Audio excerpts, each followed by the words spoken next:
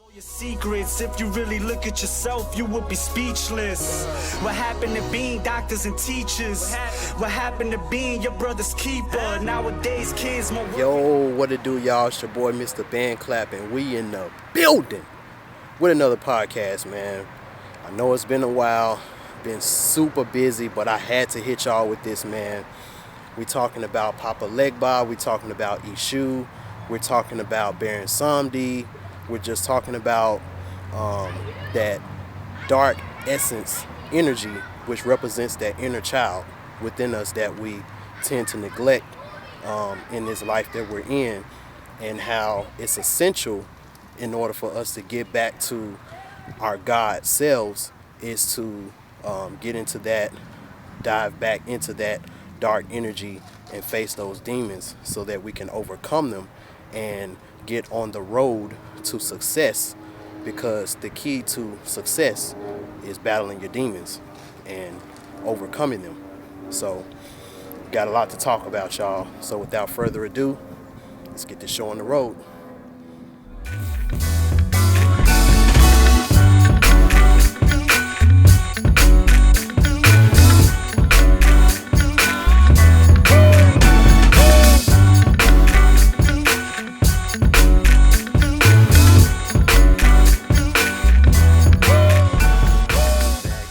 Another BandClap TV podcast episode. I know it's been a while since I've done one of these. Man, I've been super busy working on music, trying to pass this freaking math class, which I'm very confident that I did. But y'all, this Alex has been literally kicking my ass this whole month. And all of my Full Sail University students, y'all know what Alex is, and y'all know how much of a pain that program is with this math.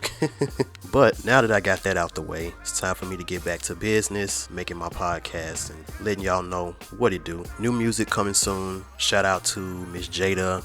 Also shout out to Nicole Cash. I just met up with her not too long ago at a open mic that I DJ'd at. Actually, the video that you're seeing right now is one of Nicole Cash's videos that she just put out, giving her a little promo as well. And I'm always looking for new talent, always looking for female artists to work with. I'm trying to work on my songwriting as far as writing songs for other people and trying to expand my talents. So always looking for female artists to work with, even some male singers, looking for some music soul child type singers, looking for some old school soul singers to go on my beats and my songs and stuff like that. So any of y'all that's out there that's listening to this podcast, definitely link up with me, like my BandClap TV page on Facebook. I do answer my messages, so if you get in touch with me, I will at my earliest convenience get back with you. Because the main thing that I want to bring back as far as with my music and with my DJing and all of that, I just want to bring back that essence, not bringing back the 90s and the 80s as far as per se that music is concerned, because music evolves, and that's one thing that I definitely understand, even when it comes down to mumble rapping and things like that. To a lot of old heads, they look at mumble rap as, oh, it's garbage, oh, it's trash. But I remember looking at some old Michael Jackson videos where Michael Jackson, before he came up with the actual words to the song, he was mumbling. He was like, and I'm gonna sing. Like, and they got videos, they got demo videos of Michael Jackson just mumbling the lyrics because he didn't have any lyrics. And to some people, if you didn't hear the actual song and you just hear that version, you'll still dance to it. So, I mean, people been mumbling and stuff like that all throughout time. Even back in the time when jazz was at its all-time high as far as popularity, you had scatting, which was kind of like the same thing in a way of mumble rap. But I just want to revert the energy back to just having fun, just enjoying life, dancing. You know, you got your girl, y'all dancing together, you know, stuff like that. You know, not all of this violence and popping pills and all this stuff that's detrimental to the reason why we started this hip hop, R&B, soul movement in the first place. So I just want to bring that essence back to the music, because in my podcast today, I'm going to be talking about some aspects of the dark side, which is that Eshu, Ellegba, Papa Legba, Baron Samedi, that type of energy, and how society tries to tell you that that's quote unquote evil, or that it's bad, or that it's wrong, when on the contrary, that dark side or that dark energy is the substance that makes us so great as melanated people, because we can tap into that and we can use that to its fullest potential. You see guitar players like Jimi Hendrix, people like Bob Marley, people like Marvin Gaye, even Michael Jackson, that use this type of energy, which is only just the power that you have within. That's what it's all about. And when you get to the point where you can go deep inside of yourself, inside of that darkness, and pull out these melodies and these harmonies and things like that, it's a universal language that we can all feel. And that's the main essence, the main core, that I feel like a lot of the music that's out now is missing that. Alright, so let's get into it. Now, for most people, as far as a general synopsis of this energy, and with most videos that you find on YouTube, they're going to give you the brief synopsis that these energies that I'm talking about, the Eshu, Papa Legba, Ellegba type energies, represent the crossroads, talking about the different decisions that you have to make and all of that. So I just want to dig a little bit deeper on what those energies actually mean, and also some examples of this energy being played out in front of your eyes, and the reason why these energies are associated with the biblical Satan or the biblical devil is really just a ploy to get you away from dealing with your inner self, or dealing with that part of you that you've been neglecting for so long, those inner demons, which are just the more powerful aspects of yourself that once you get past the trauma, you can actually unlock something that's within you that's just so powerful and just so great that you never would have been able to experience had you not went into the darkness and handled that. Even in the Bible, going back to the Bible, Jesus had to go to hell first in order for him to quote unquote rise up with all power. So even with that, it lets you know that you can't be scared of the dark. You have to be able to go down into the darkness, because that's where your true power is, going deep down within yourself and pulling that out. But in order for you to be able to use these energies for yourself, you have to first understand what these energies represent on a earthly term, so that way you can work with them spiritually and not fear these energies that are inside of all of us. So in essence, dealing with the Legba energy in a way, it's kind of like dealing with a conscious baby. Now I know y'all looking like, what? Conscious baby? So let me explain what I mean by that. What are some characteristics of a little child? Number one, the child is innocent and the child is pure. What does that mean? It means that when a child is born, the child has an innate sense, because since it's still connected to that God energy, since it's still connected to that God consciousness, it comes out the womb with a certain level of knowing. See, when a child is first born, the only thing that the child knows first off is his mother or her mother, because the mother had to carry the child for 9 months. So it's already a God-like connection between that child and that child's mother. So if you ask that child who is God to them, they're going to say my mom, because that's all they know, is that feminine dark energy. That's all they know until they're taught otherwise. Also, when it comes to the innate sense of knowing, you don't have to tell a child where their source of food is coming from. they already innately know that their mom's breast is where their food comes from.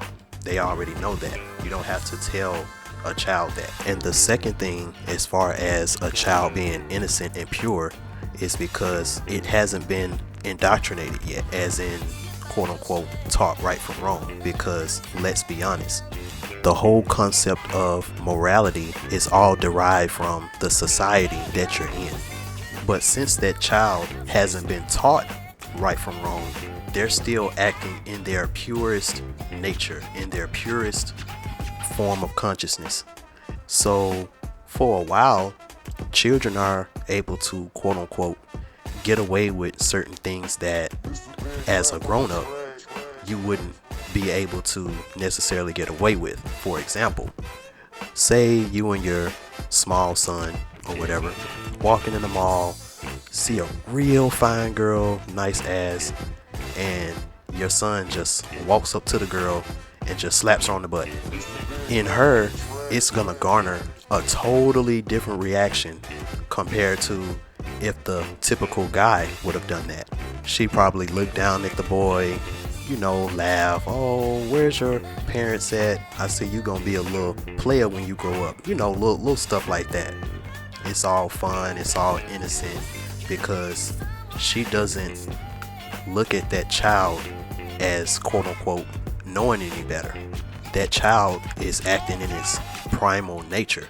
He saw something big that he liked and he went over and grabbed it, which is something that growing up you'll be taught to not act in that nature, because society wise it's the wrong thing to do. But as a child, you're able to act in that primal nature of yourself, which leads me to my next point. Children are brutally honest.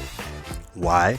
Because they haven't been taught by society yet to have a filter, and that you're not supposed to say certain things to certain people, which is why once we're grown-ups, we have so-called friends, fake friends, stuff like that, because people aren't being honest with themselves.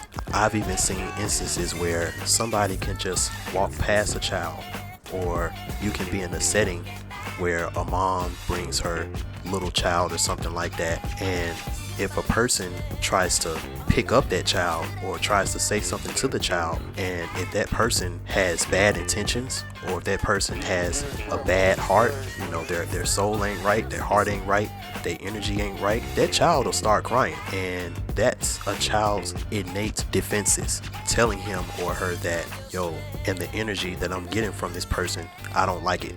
And that's something as adults we kind of bottle that emotion in, because maybe that person is our boss, or maybe that's an opportunity that we think that we want to take or something like that, and our spirit on the inside of us is like, man, this isn't what you need to do, this isn't the right person you need to be with.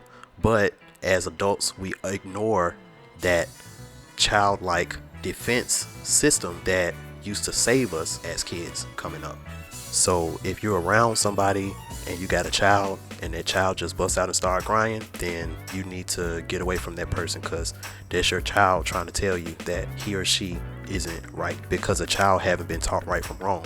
So it's still in that spiritual high level where it can sense certain things that we don't lose it as adults. It's been bottled in so much that we really have to dig deep back within in order to get that. Third thing, we all know how mischievous kids can be. I mean, running around the house, messing up stuff, being bad.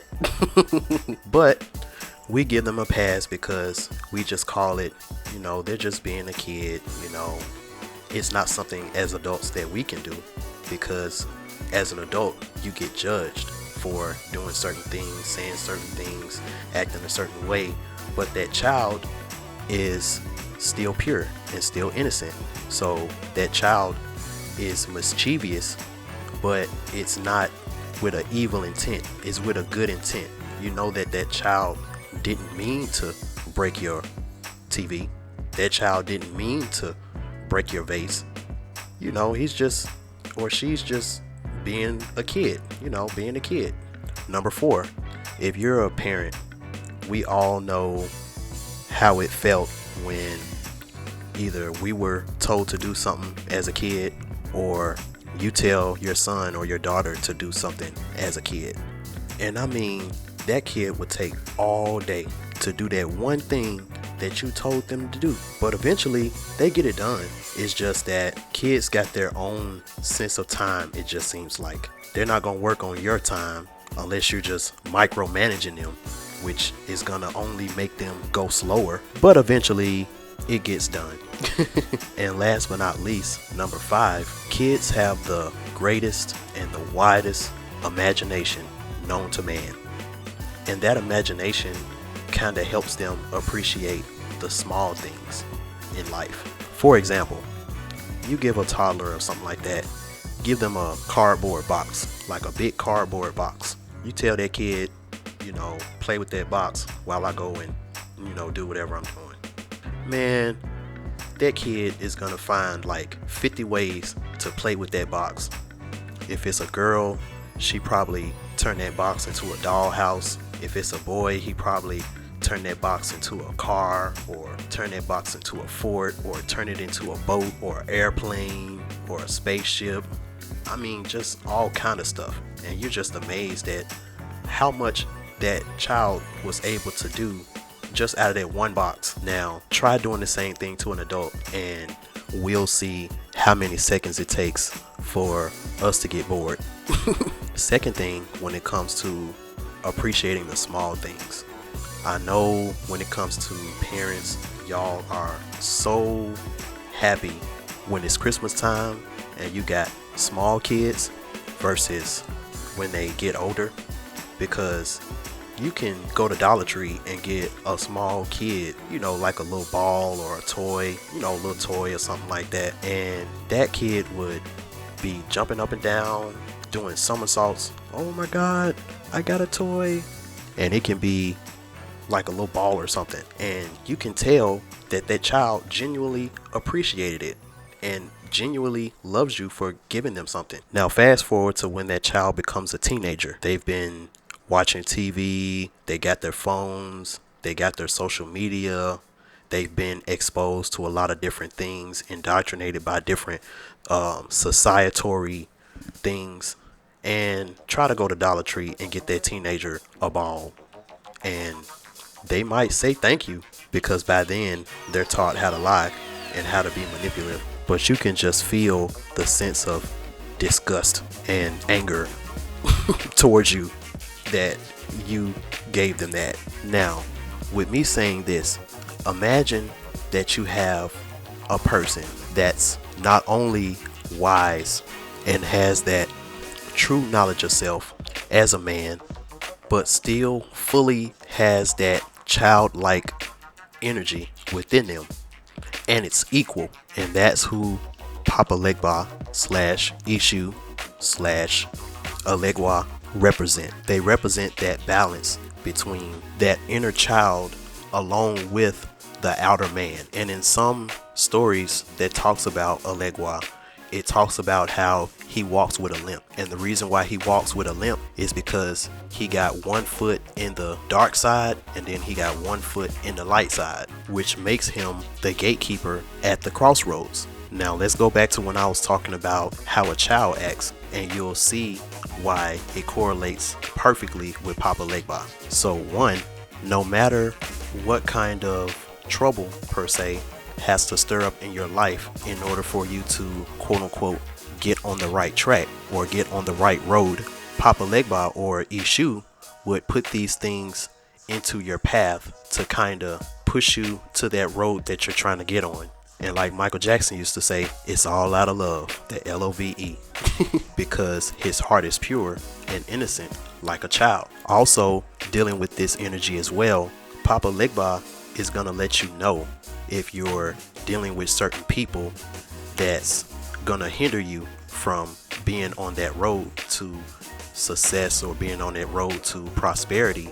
But the joke is, he's not going to necessarily get the people out of your life. That's up for you to decide, because if you don't, and then they start to cause trouble and drama in your life, that too is a road in the crossroad, because as one of my Instagram followers pointed out, Papa Legba is all about making the right decision. It's about making the right choice. I mean, he's not gonna make the choice for you. He's gonna put all of the options out, because one thing about Papa Legba, even in the Yoruba traditions, when we're talking about Prince Ellegba was an honest person. The legends and the paktis or the stories always point out that Legba never told a lie. So you may be lying to yourself all of this time when it comes to a so-called friend or boyfriend or girlfriend or something like that, that you innately know that this person doesn't mean you any good. You don't need to be around this person, but you told yourself a lie all of this time. And Papa Legba is going to come to you and say, look, you don't need this person. This is the reason why your road is being blocked. But it's still up to you to decide whether you want to let that person go or not. Now, another thing when it comes to Papa Legba is, just like a child, he works in universal time, which means when you ask this energy, or when you ask him to do something for you, it may not happen in the way you want it to happen, or it may not even happen in the time frame that you wish for it to happen, but it's always going to happen in the right time, the right divine time. Now, shout out to Hood Mystic. He's a YouTuber that I got a lot of inspiration from when it came to making this video, because he talked about the wounded child. But there was another video where he was talking about the fool is nothing but a genius in disguise. And when you look at who Ellegba is, they say that he's a trickster and a master magician. Now, what do magicians deal with? They deal with illusions. And in a way, that's the illusion of Ellegba, which is all of the crossroads lead to one gate. Let me say it again. The trick is all of the crossroads ultimately leads to one gate, one gateway. Now, how you get there is up to you. That's the trick. That's the joke. The other joke is the easy road isn't always the best road for you. Let me explain. If you know about the universal law, as above, so below, then there must be a Legba-like system when it comes to success. And that is true. Now, I'm not going to dive too deep into this because there's so many other YouTube videos that breaks this down.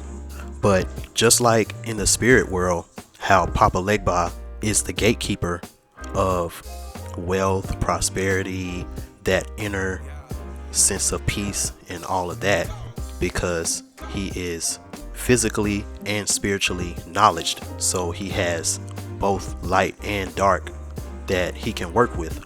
Going back to the music industry, it's kind of the same thing, but on a physical level.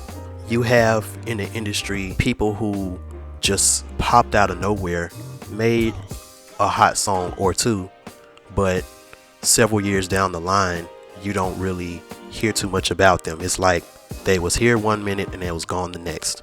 Or you hear the story of that person who, quote unquote, took the easy road and got into Hollywood, and they may have received physical success as far as all the money and all the cars and the girls and all of that, but spiritually they're tormented, because when they reach that crossroad in their lives where they could either sell mixtapes out of the trunk of their car, and it might have took them a little bit longer to get the success, but they still would have had their dignity intact.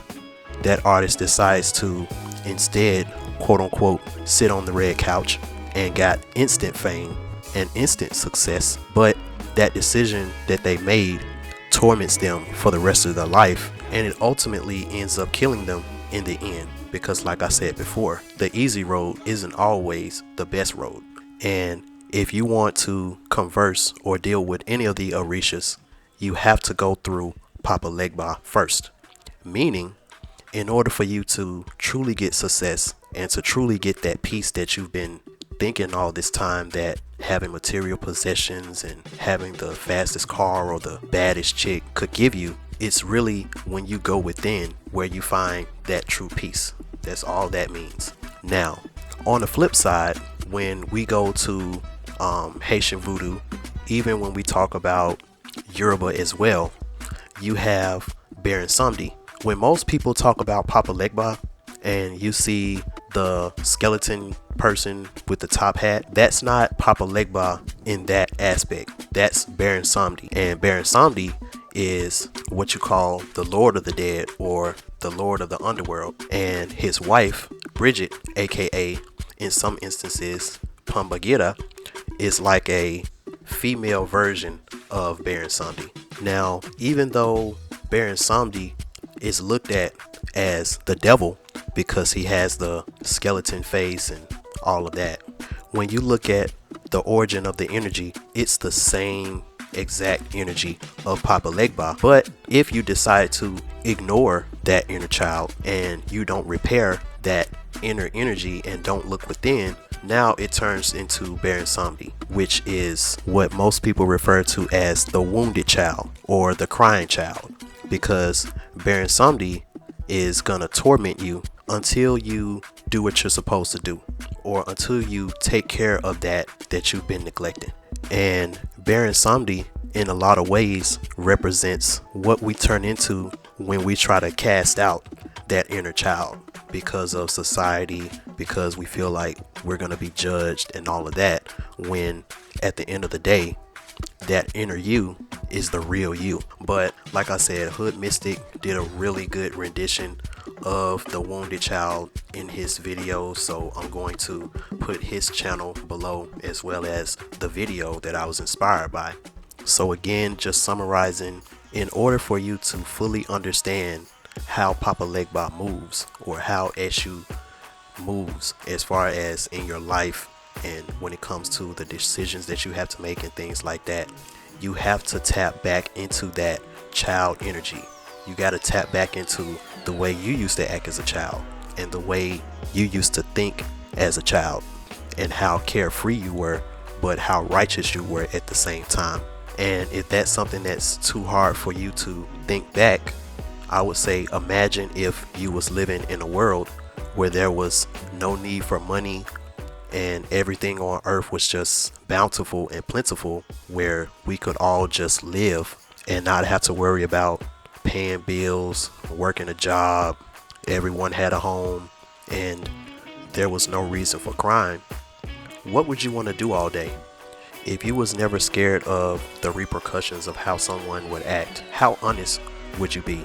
How bold or how daring would you be? So that's just some stuff to think about. I know this was a long show, but it's something that I just really had to get out to y'all, especially since I haven't done a BandClap TV podcast in a while.